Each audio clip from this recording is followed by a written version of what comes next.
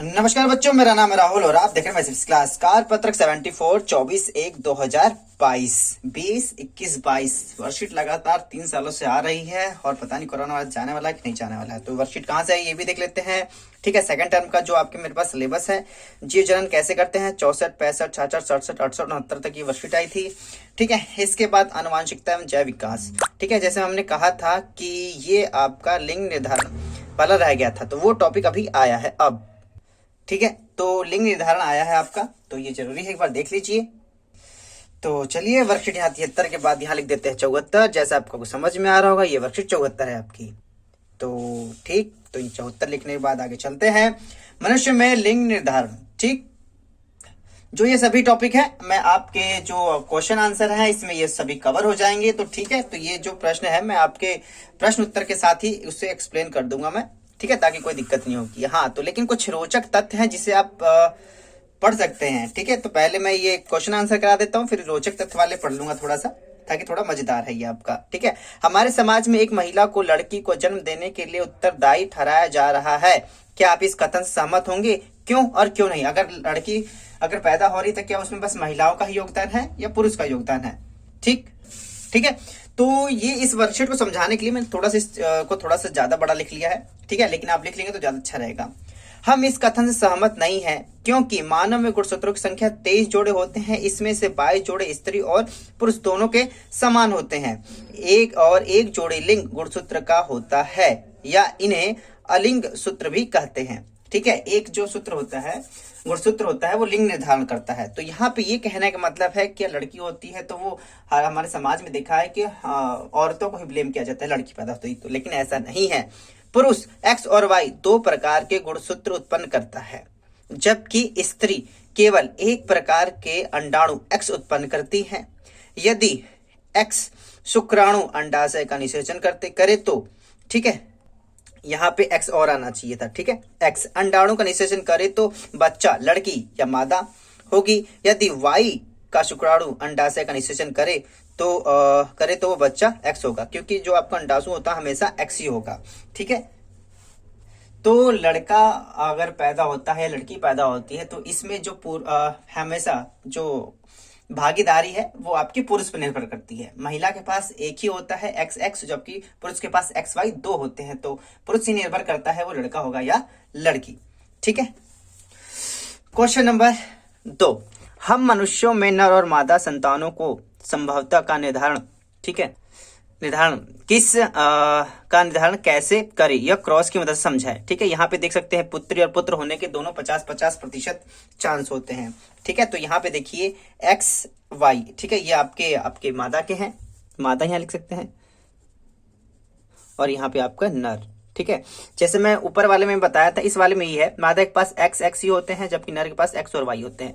ठीक है, x x ये दोनों मिले, ठीक है, इसमें एक एरो है, ये एक एरो वाला जब मिलता है तो वो मादा बनेगी। अब ये देखो, ये एक्स, ठीक है, जिसमें दो एरो है, और इस वाले वाई से ये दो एरो वाला जिससे मिलेगा तो एक्स वाई ये नर हो जाएगा। इस वाले में 3 एरो बना देता हूँ, 3। ठीक है, अब हमने एक्स वाई से मिला लिया था। अब इस वाले का एक्स, इस वाले में 3, 1 2 3, जब इस वाले से मैच कर रहा है तो आपका मादा बनेगा, क्योंकि इसका भी एक्स और यहां से इसका भी एक्स। इस वाले में 4 ले लेते हैं, 1 2 3 4, ताकि एरो समझाने के लिए। अब इसका 1 2 3 4, तो यहां से जो लिया आपके बार वाई लिया है, यहां से लिया था ये वाला वाई, यहां से ये वाला वाई। ठीक है, एक्स और वाई मिला तो ये आपका नर बन के तैयार हुआ। ठीक, तो आपके वर्कशीट में भी यही चीज दिखाई गई है और यही चीज मैं आपको प्रश्न उत्तर में बता रहा हूं।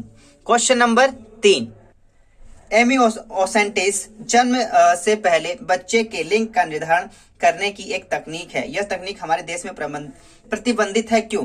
देखो प्यारे बच्चे, तो आपको पता ही होगा कि लिंग का जब पता चल जाता है अगर वो लड़की है तो ज्यादातर भी हमारे जो समाज में लड़कियों को जन्म से पहले ही मार दिया जाता है। तो मेन रीजन यही है। अगर आपके दिमाग कुछ और तो उसे भी लिख सकते हैं। यह तकनीक हमारे देश में इसलिए प्रतिबंधित है क्योंकि इससे शिशु के लड़की होने पर उनकी हत्या करवा देते हैं, जो कि अमानवीय व्यवहार, जो कि अमानवीय है। ठीक है, और इसीलिए इसे प्रतिबंधित किया गया है।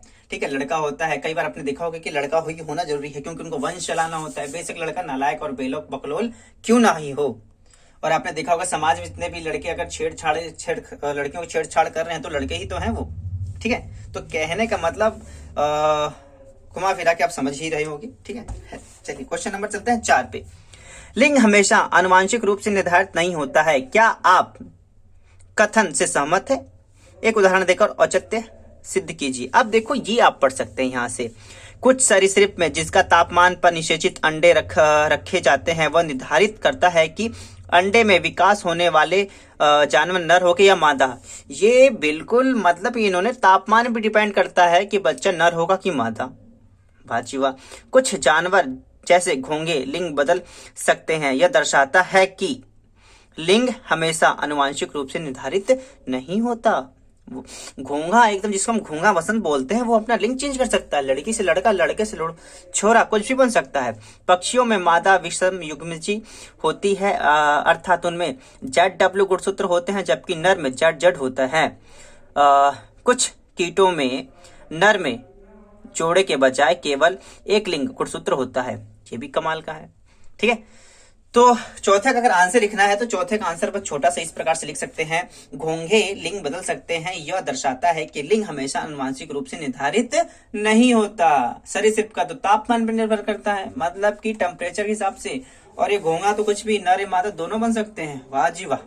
चलिए क्वेश्चन नंबर 5, चित्र को पूरा कीजिए। देखो चित्र में सब कुछ दिखाया गया है, यहाँ पे XY नर वाला है, XX ये मादा वाला दिखाया गया, XX आपका XY आपका XY नर बन जाएगा, फिर यहाँ से XX मादा, फिर XY या X और यहाँ पे आ जाएगा Y, ठीक है। बस यहाँ पे Y बनाना है, ठीक, कैपिटल Y बना दीजिएगा, ये हो जाएगा नर, ठीक है।